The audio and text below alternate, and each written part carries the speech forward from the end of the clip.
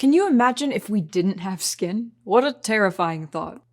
Our skin protects us from water, bacteria, dirt, dust, you name it. Exposure of our precious internal organs to the elements would kill us within seconds. Now, what if bacteria, or particles, could easily slip into the cells of your body? Our cells need a protective layer too. Their skin is called a cell membrane. The cell membrane covers the entirety of a cell and is made up of phospholipids. These phospholipids contain a phosphate group at the top and two chains of fatty acids, or lipid tails, at the bottom. The phosphate group is hydrophilic, or water-loving, which means it will dissolve in water.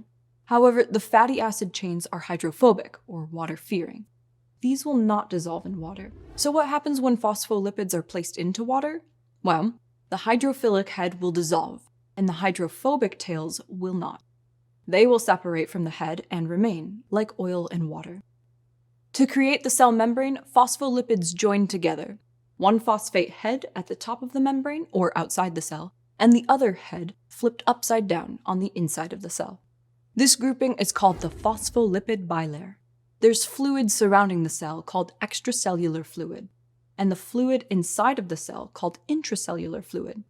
Because the phosphate heads are hydrophilic, they prefer to touch this fluid. Because the lipid tails are hydrophobic, they're contained within the bilayer away from the fluid. In fact, very few particles can pass through this lipid bilayer unless the cell allows them to. This is called selective permeability. So how do molecules cross through the cell membrane? Proteins, called receptors, are embedded within the membrane, and activation of these receptors can move particles in or out of the cell.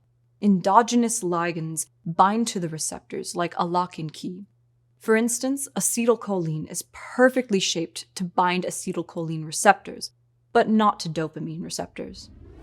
Another way is through passive transport, which does not require any energy expenditure or use of ATP.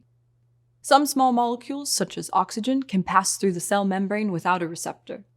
The processes that facilitate passive transport are the concentration gradient and diffusion. The concentration gradient indicates that there are differences in the levels of molecules across space. Diffusion indicates that molecules want to move from an area of higher concentration to one with a lower concentration. For instance, cells are constantly using oxygen in order to create energy. So there's typically more oxygen outside of the cell than inside of the cell. These oxygen molecules are pulled into the cell thanks to the concentration gradient. Facilitated diffusion still does not use energy, but it's a bit more complicated. For large or polarized molecules, they need a channel protein or receptor to enter the cell. For example, glucose is shuttled into a cell through receptors by a protein that functions as a glucose carrier or transporter. Active transport does utilize ATP and works to move ions in and out of the cell in order to maintain homeostasis or equilibrium of the cell.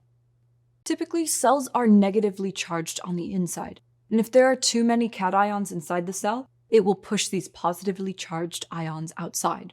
For instance, the sodium-potassium pump removes 3 sodium cations from the cell for every 2 potassium cations that it allows in.